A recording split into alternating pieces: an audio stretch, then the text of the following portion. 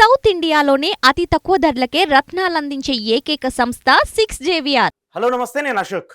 రఘురామకృష్ణంరాజు సంబంధించి గత 2 రోజులుగా ఏపీ రాజకీయాల్లో హాట్ టాపిక్గా మారింది ఈ పేరు. ఎప్పటి నుంచో ఆయన ఒక రెబల్ అభ్యర్థిగా కానివ్వండి, రెబల్ లీడర్గా కానివ్వండి ఏపీ రాజకీయాల్లో మనకు కనిపిస్తూ ఉంటారు. అయితే ఏదైతే కూటమికి సంబంధించి అభ్యర్థుల లిస్టు ప్రకటించినప్పటి నుంచి ఆయన చేస్తున్నటువంటి వ్యాఖ్యలు, ఆయన చేస్తున్నటువంటి కామెంట్స్ ఏపీ రాజకీయాల్లో దుమారంగా మారాయి. రఘురామకృష్ణంరాజు 2019 ఎన్నికల్లో వైఎస్ఆర్సీపీ ఎంపీగా పోటీ చేశారు. నరసాపురం నుంచి విజయం సాధించారు. ఆ తర్వాత వివిధ రాజకీయాల కారణాల వల్ల ఆయన బయటకు వచ్చేశారు. అప్పుడు టీడీపీకి సపోర్ట్గా, కొంతకాలం జనసేనకు సపోర్ట్గా, కొంతకాలం బీజేపీకి సపోర్ట్గా మాట్లాడుతూ వస్తున్న అంశాలన్నింటినీ మనం చూస్తూ వచ్చాం. అయితే ఆయన 2024 ఎన్నికలకు సంబంధించి తిరిగి నరసాపురం ఎంపీగానే పోటీ చేయాలని చెప్పేసి భావించారు. ఏదో ఒక పార్టీ నుంచి, ఇటు టీడీపీ నుంచి కానివ్వండి, జనసేన నుంచి కానివ్వండి, చివరికి బీజేపీ నుంచి కానివ్వండి టికెట్ వస్తుందని చెప్పేసి ఆశాభావం వ్యక్తం చేశారు. అయితే ఆయన చంద్రబాబు నాయుడు అరెస్ట్ అయినప్పుడు కానివ్వండి, ఆ తర్వాత బీజేపీ, టీడీపీ, జనసేన పొత్తుకు సంబంధించి కానివ్వండి, వీటన్నిటిలో ఒక కీ రోల్ పార్టిసిపేట్ చేస్తూ వచ్చారు. వీళ్ళ ముగ్గురికి సంబంధించి పొత్తులు కుదర్చడంలో కూడా బీజేపీ దగ్గరికి పదే వెళ్తున్నటువంటి పెద్దలందరినీ కలుపుకుంటూ వాళ్ళ దగ్గరికి వెళ్ళి సంప్రదింపులు జరిపి కూటమిని ఏర్పాటు చేయడంలో కీలక పాత్ర పోషించారు. ఇప్పుడు ఆయనకే కష్టకాలం వచ్చింది. ఆయన కష్టాలను ఎవరు పట్టించుకునే పరిస్థితిలో లేరు. అయితే సేఫ్గా రఘురామకృష్ణంరాజు బాల్ని ఇటు చంద్రబాబు నాయుడు, పవన్ కళ్యాణ్ తీసుకెళ్లి బీజేపీ కోర్టులో పెట్టారు. ఎందుకు బీజేపీ కోర్టులో పెట్టారంటే ఇక్కడ చంద్రబాబు నాయుడికి సపోర్ట్గా రఘురామకృష్ణంరాజు మాట్లాడుతూ వస్తున్నారు, ఇక పవన్ కళ్యాణ్కి సపోర్ట్గా రఘురామకృష్ణంరాజు మాట్లాడుతూ వస్తాడు. అయితే ఇక్కడ పొత్తుల్లో భాగంగా పవన్ కళ్యాణ్కి వచ్చిందే చాలా తక్కువ సీట్లు, 21 అసెంబ్లీ, 2 పార్లమెంటు స్థానాలు. సో ఈ పార్లమెంటు స్థానాలకు సంబంధించి నరసాపురం సీటును తీసుకొని రఘురామకృష్ణంరాజుని పార్టీలోకి జాయిన్ చేసుకొని ఆయనకి టికెట్ ఇచ్చే స్కోప్ జనసేన దగ్గర లేదు. కానీ టీడీపీకి మాత్రం ఆ స్కోప్ ఉంది. టీడీపీకి ఉన్నటువంటి పార్లమెంట్ స్థానాల్లో నరసాపురం సీటును తీసుకొని రఘురామకృష్ణంరాజును పార్టీలోకి యాడ్ చేసుకొని ఆయన్ని నరసాపురం ఎంపీగా, టీడీపీ అభ్యర్థిగా పోటీ చేయించేందుకు ఎక్కువ ఆసక్తికరంగా ఎక్కువ అవకాశాలు ఉన్నాయి. కానీ చంద్రబాబు నాయుడు ఆ పని చేయలేదు. అక్కడ ఉన్నటువంటి విభేదాల కారణంగా, అక్కడ ఉన్నటువంటి రాజకీయ సంక్షోభం నేపథ్యంలో అక్కడ వేరే వ్యక్తికి అవకాశం ఇవ్వాలనుకున్నారు. సో రఘురామకృష్ణంరాజు పార్టీలోకి వస్తే కొంత ఇంపాక్ట్ ఉంటుందని భావించినటువంటి చంద్రబాబు నాయుడు ఆయన బాల్ని సేఫ్గా తీసుకెళ్లి బీజేపీ కోర్టులో పెట్టారు. ఇక్కడ బీజేపీకి అక్కడ ఉన్నటువంటి లోకల్ లీడర్ కంటే, అక్కడ ఉన్నటువంటి ప్రాధాన్యత కంటే కేంద్రం ఎవరిని డిసైడ్ చేస్తుందో, అక్కడ ఏ అభ్యర్థి పోటీ చేయాలో కేంద్ర అధిష్టానం డిసైడ్ చేసింది. ఇక్కడ లోకల్ పార్టీలాగా ఖచ్చితంగా నాకు బలం ఉంది, నాకే టికెట్ ఇవ్వాలని చెప్పేసి మొండి పట్టు వేసి కూర్చుంటే కుదరదు. కానీ బీజేపీలో మాత్రం అలాంటి ప్రతిపాదనలు, అలాంటి అంశాలు ఉండవు. కాబట్టి రఘురామకృష్ణంరాజుకి షాక్ ఇచ్చే విధంగా అక్కడ ఉన్నటువంటి బీజేపీ సీనియర్ నేతకి బీజేపీ నరసాపురం ఎంపీ టికెట్ ఇచ్చింది. దీంతో రఘురామకృష్ణంరాజు ఒక్కసారి షాక్ అయ్యారు.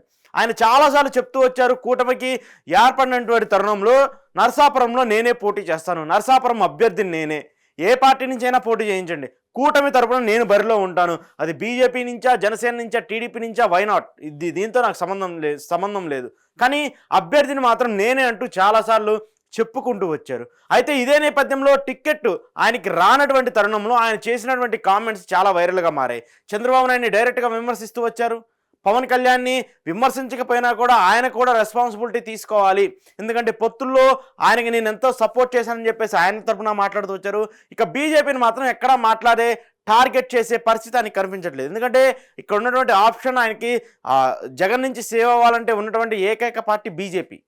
ఖచ్చితంగా వాళ్ళు తిరిగి మళ్ళీ అధికారంలోకి వస్తున్నారు కాబట్టి వీళ్ళు ఖచ్చితంగా వాళ్ళతో లాయల్గా ఉండాలి, వాళ్ళతో పాజిటివ్గా ఉండాలి. కాబట్టి వాళ్ళని ఎక్కడా తిట్టే పరిస్థితి లేదు. సో ఇప్పుడు టార్గెట్ మొత్తము చంద్రబాబు నాయుడు పైన పెట్టారు రఘురామకృష్ణంరాజు గారు.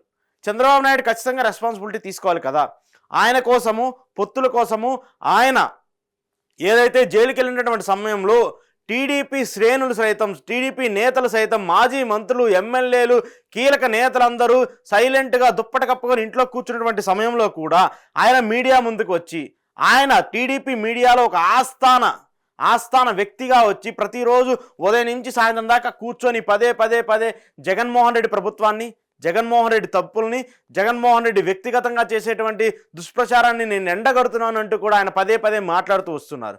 సో ఎక్కడా కూడా ఈ కన్సిడరేషన్ లేకుండా నా జోలి నాదే, నా సీట్లు నావే, నా వాళ్ళకే సీట్లు, వీళ్ళు ఎవరున్నా సరే నాకు ఎంత మంచి చేసినా, నాకు ఎంత సపోర్ట్ చేసినా నాకు అవసరం లేదు అనేసి ఒక రఘురామకృష్ణంరాజుని పక్కన పెట్టేసి ఆయన్ని సేఫ్గా బీజేపీ సైడ్కి నెట్టేసి ఆయనకు ఉన్నటువంటి ఎంపీ స్థానాలను, టీడీపీకి ఉన్నటువంటి ఎంపీ స్థానాలను తీసుకొని అక్కడ అభ్యర్థిని ప్రకటించుకుంటూ వచ్చారు.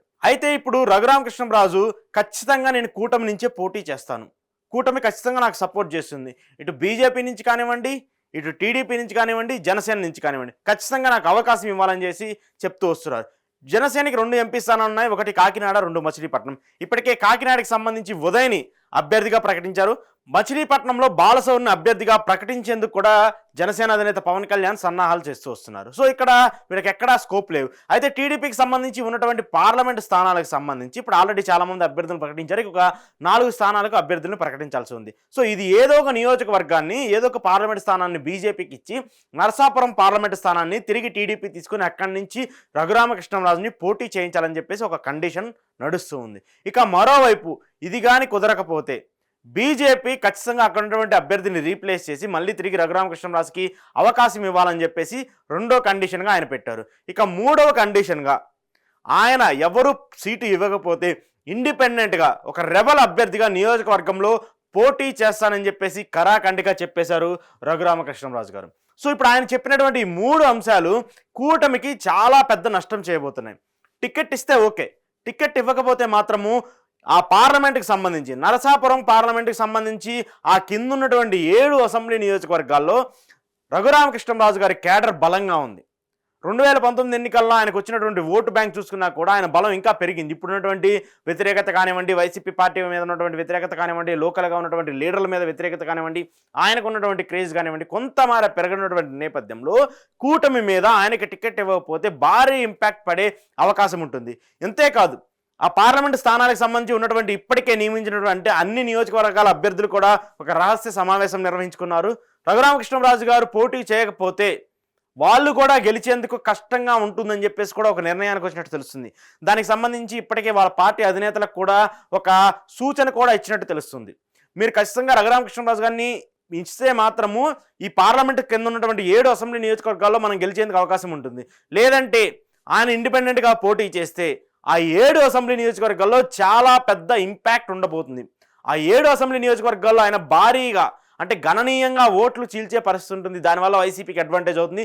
ఈ 7 అసెంబ్లీ నియోజకవర్గాలు ఈ పార్లమెంటు వైసీపీకి వెళ్ళే అవకాశం ఉంటుందని చెప్పేసి కూడా టీడీపీ, జనసేన నేతలందరూ కూడా అధినాయకులకు చెప్పినట్టు తెలుస్తుంది. సో ఒకసారి చూసుకుంటే 2019 ఎన్నికల్లో రఘురామకృష్ణరాజు గారికి దాదాపు 4 లక్షల పైచిలకు ఓట్లు వచ్చాయి పార్లమెంట్ స్థానానికి సంబంధించి 2019 ఎన్నికల్లో. సో ఆయన 7 నియోజకవర్గాల్లో ఆయన సామాజిక పరంగా కానివ్వండి, ఆయన వ్యక్తిగతంగా కానివ్వండి, అన్ని నియోజకవర్గాల్లో ఆయనకి బలమైన పట్టుంది. ఆయనకంటూ కొంతమంది నాయకులు ఉన్నారు. వీళ్ళెవరు సీట్లు ఇవ్వకపోతే మాత్రం ఆ 7 అసెంబ్లీ నియోజకవర్గాల్లో కొంతమందిని రెబల్ అభ్యర్థులుగా నించోబెడతానని చెప్తూ వస్తున్నారు. అది అంతేకాకుండా పార్లమెంట్ స్థానంలో నేను నిలబడతానంటూ కూడా చెప్తూ వస్తున్నారు. సో ఒకవేళ టీడీపీ మాత్రము దీన్ని సీరియస్గా తీసుకోకుండా, జనసేన మాత్రము సీరియస్గా తీసుకోకుండా, బీజేపీ మాత్రం సీరియస్గా తీసుకోకుండా రఘురామకృష్ణరాజుని లైట్ తీసుకుంటే మాత్రము చంద్రబాబు నాయుడు పైన చాలా ఇంపాక్ట్ ఉండబోతుంది.